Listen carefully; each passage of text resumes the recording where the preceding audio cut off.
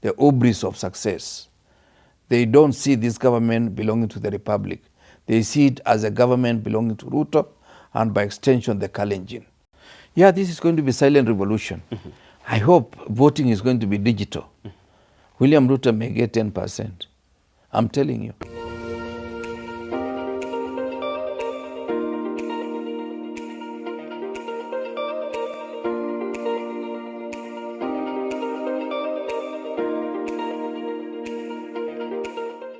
What a privilege, what an honor to have you on the only show that is the point of call on matters political and governance analysis in Kenya and across the region. The show is Richard Mwangi exclusive. It is indeed a distinct pleasure to have your company with us. My name is Richard Mwangi. Welcome to the conversation. And today, to bring the conversation home, I have none other than your favorite public scholar and governance analyst, former Minister Kipruto Arab Kirwa. Looking laid back, a gentleman, even at a time when the political temperatures are rising, all thanks to the finance bill of 2024. Why do you seem so calm, like nothing is going on in your life, nothing negative? What I've realized is that the more you get agitated, you lose focus. So the best thing is just to get relaxed, deal with issues as they come, because one thing that I'm sure, the sun will rise tomorrow. So if the sun will rise tomorrow, nothing is a crisis. And tomorrow has enough troubles of its own. Of its own. And they say there is a writer, Dale Carnegie, who said, live in a day tight compartment. If you worry about tomorrow and the day after tomorrow, if you live today very well, tomorrow will have been sorted by half. You're a man of big faith. I have a lot of faith. Yeah. Very well. Straight to the day's conversation, we are looking at what came of the finance bill of 2024, especially on the date that is 18th June, the year of our Lord 2024. And we've seen this new wave of change.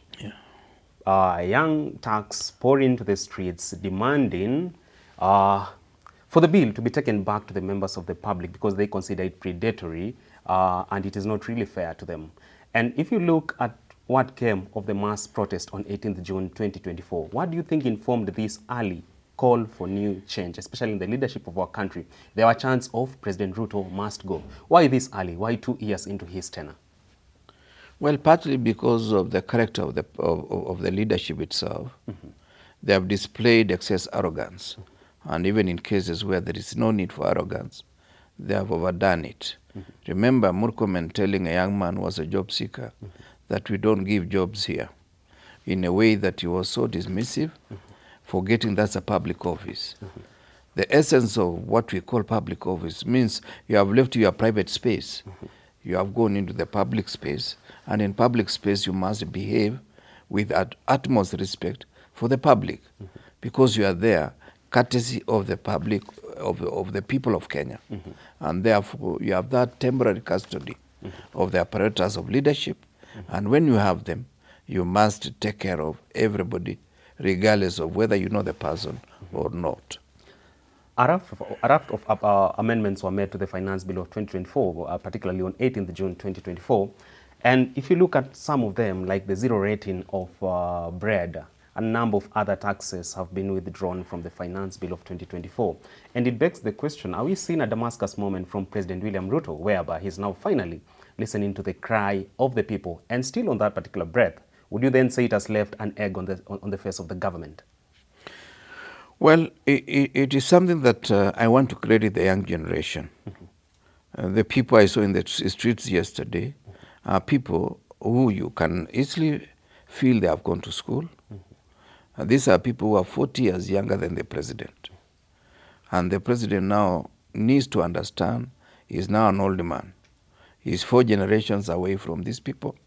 And these people, they have the Kenya of their own. I want also to credit social media. I think they did a lot of mobilization in social media.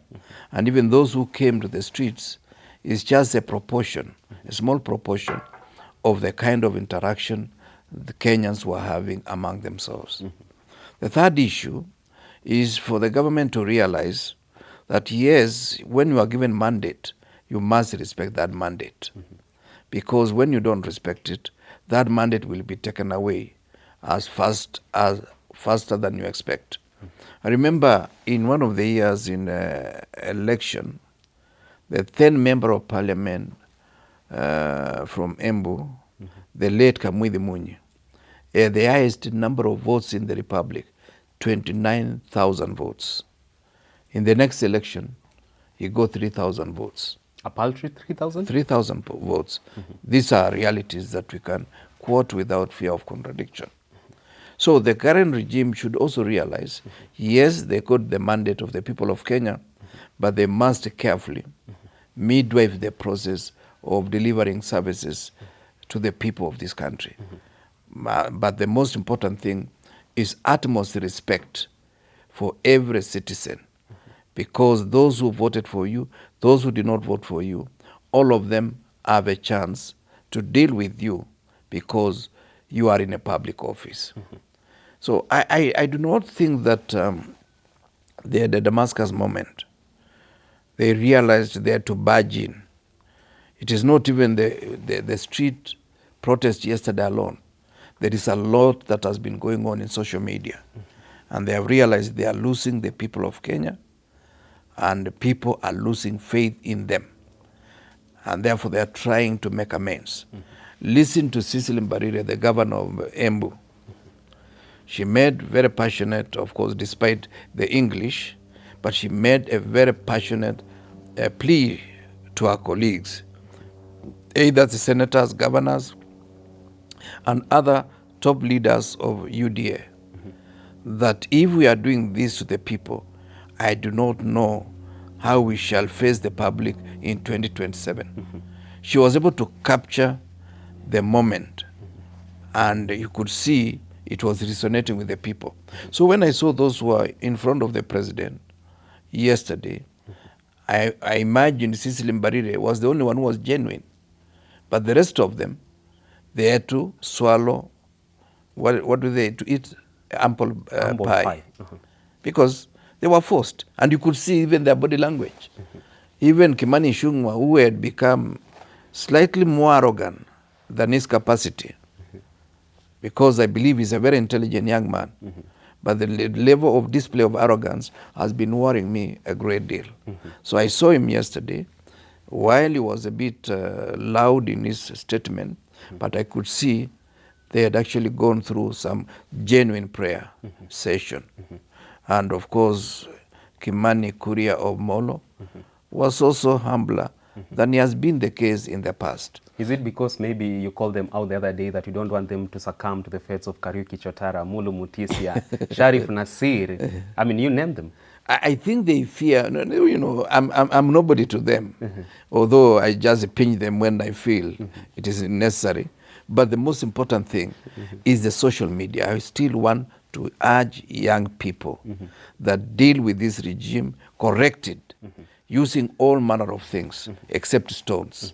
That's the only way we can create a culture that in future, any government in town will have to respect the people of Kenya. So there's a window of opportunity for young Kenyans, young Turks, to tap, or rather to harness the potential of social media to exercise their sovereign power. Yes, that's the way. I remember there was a caption for a young lady telling Baba, leave it to us. We are equal to the task. You know, that I felt so encouraged that Kenyans are taking back their government. You know, this government does not belong to William Ruto. It is the government of the Republic of Kenya. And people miss definitions. You know, it's not the government of President William Ruto. He is the leader, but he's not the owner of the government. There are no shareholders therein? Which shareholders? Mount Kenya alleges to be the biggest shareholder in today's government. Well, in terms of voting, yes, we agree. 47% of the votes Kenya Kwanza got. But they feel entitled to development, I mean, not at the exclusion of the rest. Because the constitution is very clear. There is supposed to be some equity in terms of sharing of national resources. That's why we are grumbling about one man, one vote, one shilling. We are grumbling about the 1 kilometer. We are grumbling about the injustices of the past, poverty levels. All those are factors we must consider when we are talking about the Republic of Kenya. But nobody should feel entitled to this country at the exclusion of the others. Nobody has a title deed of Kenya at the expense of the rest. For decades now, Azimio leader Raila Odinga has by and large been the face of the struggle. and oftentimes is the messenger of the people. But looking at the situation that played out on 18th June 2024, the composition of the mass protesters were young thugs without any political face leading them. And from where you sit as a seasoned governance and politician, is this something that should quake the heart of Raila Odinga, or what is the writing on the wall that even without Baba, the struggle will continue to the fullness of time? More especially at a time when Baba has been considered the enemy of the government. What is the message from what happened the other day to the government and to Raila Odinga? Well, the message is very clear that young people are now getting politically sensitized. And that's why I'm saying it's a blessing. A blessing in the sense that a voting pattern in the recent past had almost become old men and old women's show. Young people have been so much involved with the internet, wanting to watch the results, if there is an exciting event about the election, but they were not particularly involved. This is a positive thing, because I hope they will also take it a notch higher and translate that anger into political participation in the next election to choose the leaders they feel deserve their presence in parliament and also their presence in various positions of leadership. That is very critical. But they should not just protest and forget that every vote counts, and their votes count more than even mine. From where you sit as your footnote, do you think Raila Odinga should now sit back, relax, and maybe enjoy the fruits of his labor, because he is someone planted the seed of fighting against oppression for a long time now? Do you think this is something that will make him feel his efforts are paying off finally? Well, he still has a contribution to make, just like all of us. All of us, we are making this contribution not because we want jobs, not because we want to be re-elected. We are making it because we feel it is an obligation to each and every Kenyan to make a contribution. However little the contribution is, if you are in government, take care of public resources. If you are out of government, be vigilant so that those in government don't waste public resources. That should be the game. And that should be the standard way of looking at Kenya. Not because you don't like the person in power, not because you don't like your MP, but because you strongly believe this country should be about fairness and equity. Yeah. Moving on swiftly, a fortnight ago, Archbishop of Nyeri Diocese, Bishop Anthony Muheria, called out the government, telling them it's high time you walk your talk on making easier the lives of Kenyans, the cost of living, and more particularly, listening to the cry of the people about the finance bill of 2024. But a section of the political class, more so, those affiliated with Kenya Kwanza, believe Bishop Muheria is a sympathizer of the opposition. You are a friend of the opposition. Do you think Bishop Muheria is working under the dictates of opposition, or is just a voice of the voiceless? Well, I'm in the opposition. I'm not a friend. I'm in the opposition. I oppose this government. Marked right at the center of it. Yes, I'm in the opposition. I'm one of the opposition leaders. I may not be one of the core principals, but I strongly believe I'm where I'm happy.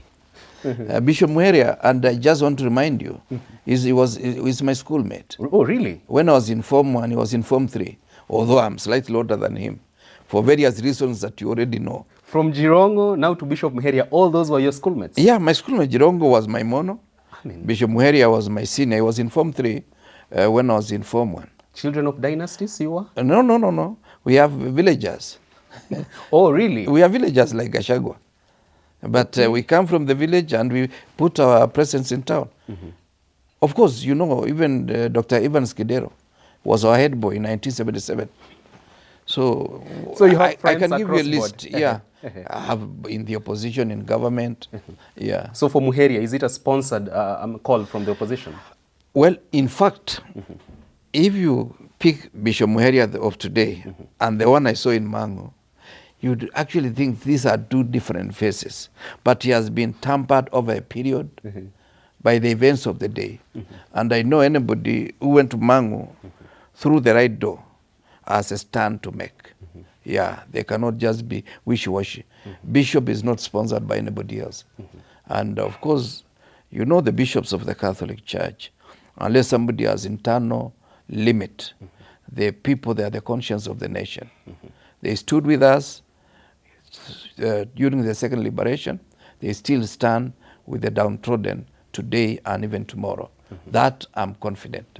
I'm not a Catholic myself, but I'm confident that whatever they say is a communication that traverses the entire country. It's only that Bishop Muheria is vocal because he went to Mangu. Because he went to Mangu. Yeah. So do you think the likes of Ndingi Mwananziki, the late Bishop Gitari, you name them, they will be proud of the efforts of Bishop Muheria today? Oh yeah, even Ndingi Mwananziki was in Mangu. Again? Yeah, even Cardinal Tunga was in Mangu. All right. Even Kibaki was in Mangu. But remember, Ishungo was at Alliance. He was in Alliance, and it's a school we used to respect, but we never feared them. So at times I respect Ishungwa, but I wonder why is he behaving like non-alliance? Oh, really? Oh, he worries me. Yep. Well, Mount Kenya region, much as it's propelling the one man, one vote, one shilling revenue allocation formula, which they believe would be fair to their region, there are sections who believe the authors of the cries of Mount Kenya are their own members of parliament because they hold critical dockets in the National Assembly, particularly in the finance space. Talk of Kuria Kimani, Kimani Ichung'wah, and Ndindi Nyoro. Would you say it will be pretentious for Mount Kenya to now come on crying on the government that it is hitting hard on them when they have their own people who are now mandated to make critical decisions around the finance? You know, this one man, one shilling, one vote is a debate that I think we should elevate to another level. It is not even about the current government making amends to provide for that particular position, because the sharing formula that we have today is still got certain deficits that must be improved. One of them is that we must recognize the population. We cannot pretend. Anybody pretending the population doesn't matter does not understand.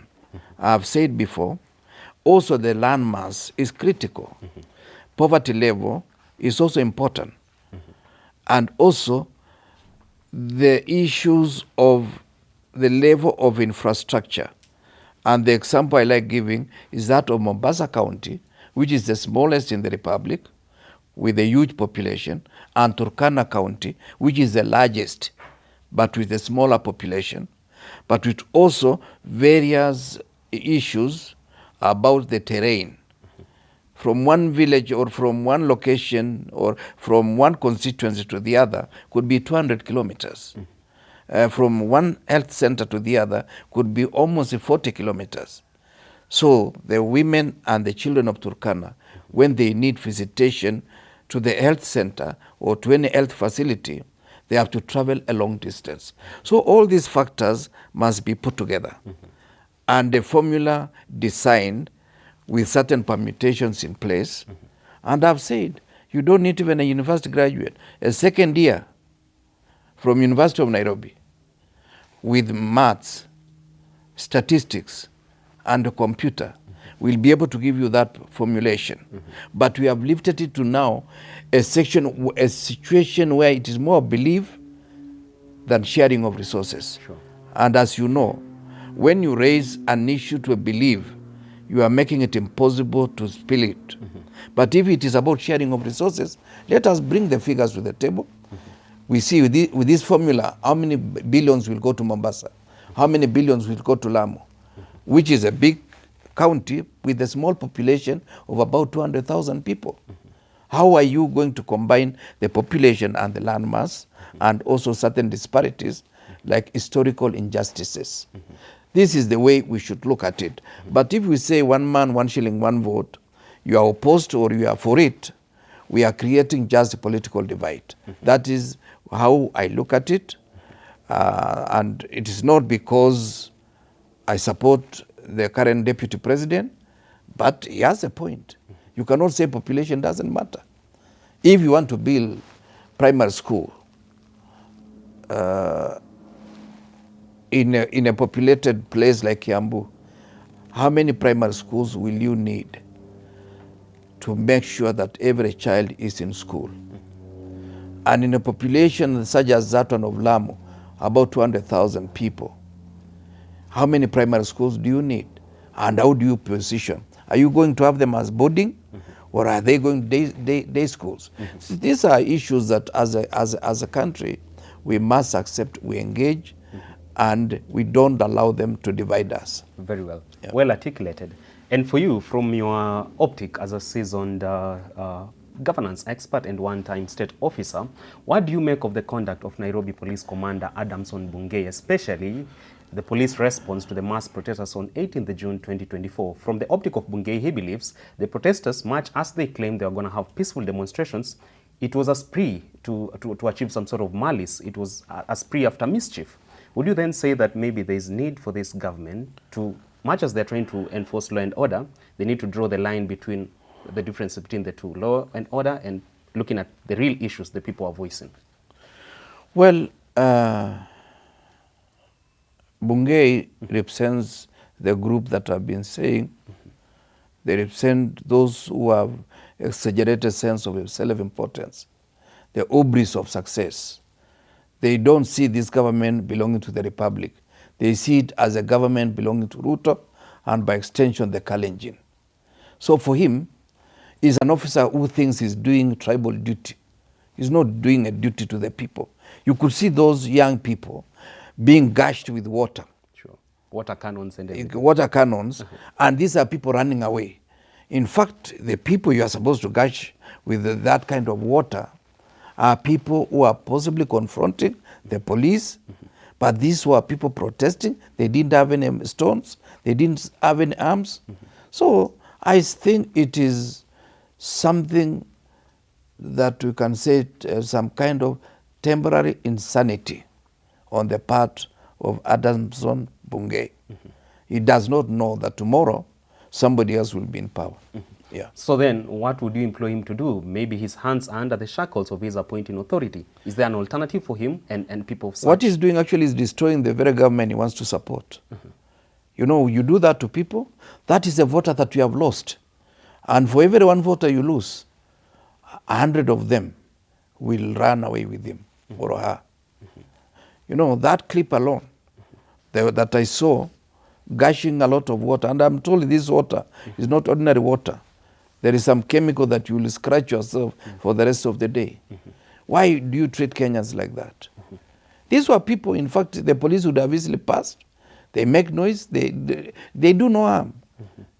And you know, it is there within their constitutional right to picket, to protest, yeah, to show that they are not happy. So that was infringement on their rights to expression. Total infringement.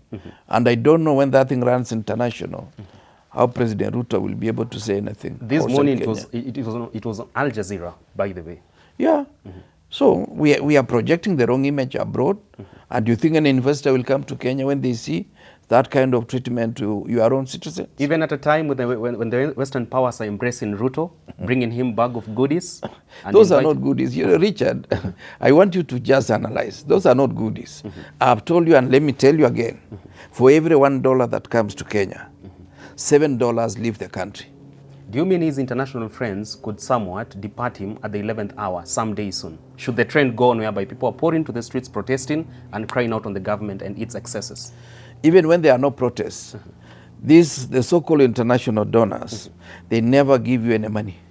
They give you money they can follow it and go back. I worked for Somalia, Peace and National Reconciliation, as a special envoy. They used to make those pledges, whether it is in Paris, in Brussels, in Dubai, in Cairo, in Turkey. They make a lot of pledges, but you never see that money. You will see so many people coming, being assigned certain duties on Somalia. We fly with them. They go stay in some guarded places, and a lot of that money goes away. Remember, if you are to ask yourself, for EU or any of these Western friends, where do the ambassadors to Somalia live? They live in Nairobi. Because the most convenient thing to live in Nairobi, get the benefits of hardship area, and you are living in Nairobi. So please forget about those things. But you are Christian, and I want to believe this. Don't you think that maybe they could be latter days Simon of Cyrene, the good Samaritans in the room, wanting to help a smaller brother in Africa who is facing woes? There are no Samaritans from the Western world. No Samaritans.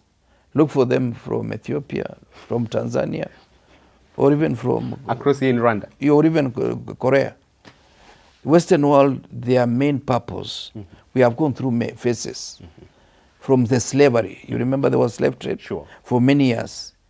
It's more than 100 years in Tanzania, where the people of southern Tanzania had gotten to the situation of arresting individuals, taking them, selling them, and certain community when slave trade was stopped, they were decimated because they had lost any other ways of living, of livelihoods.